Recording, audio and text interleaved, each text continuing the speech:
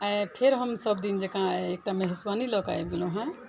तऽ चूँकि हमरा लागैए मेहसबानिएके जे छै से ई एखन लॉकडाउन जे लागल यऽ जे वायरसके, तऽ ई वायरस हमरा लागैए वायरसे जातिमे एकटा महादेवके जे बिरहनी पचैया छै ओहीमे सब बुझाइए एकटा इहो हेतै।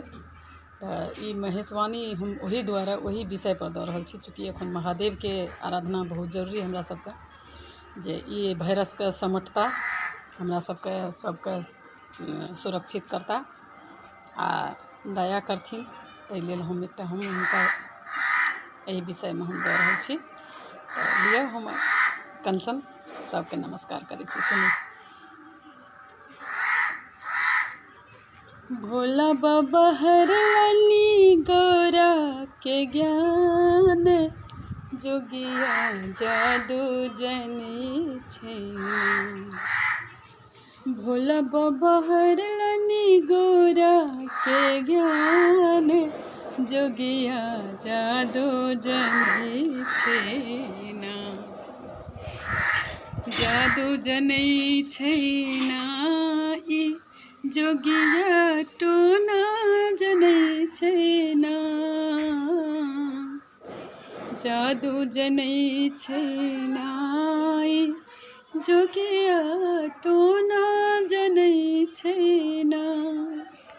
भोला बाबा हरनी गोरा के ज्ञान, जोगिया जादू जनै छै ना।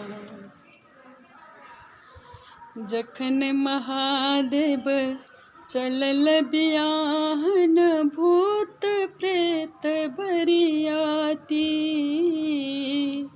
जखन महादेव चलल बियाहन, भूत प्रेत बरियाती। बिरहनी पचहिया धूम मचाबै, बिरहनी पचहिया धूम मचाबै। नगरक लोक डेराय, जोगिया जादू जनै छै ना। भोला बाबा हरनी गोरा के ज्ञान, जोगिया जादू जनै छै ना।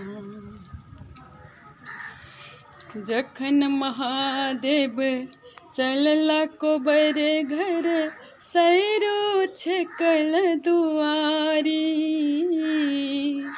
जखन महादेव चलला कोबर घर, सैरो छेकल दुआरी।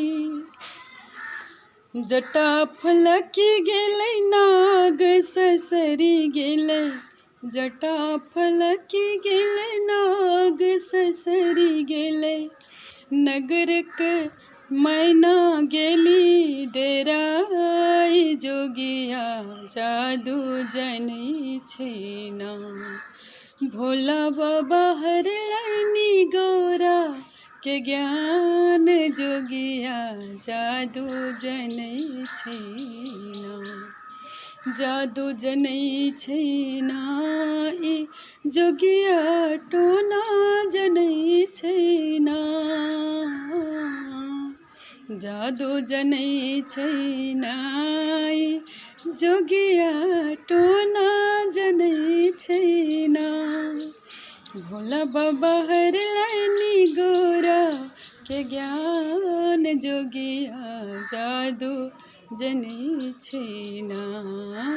भोला बाबा हरनी गोरा के ज्ञान, जोगिया जादू जनै छै ना। जादू जनै छै।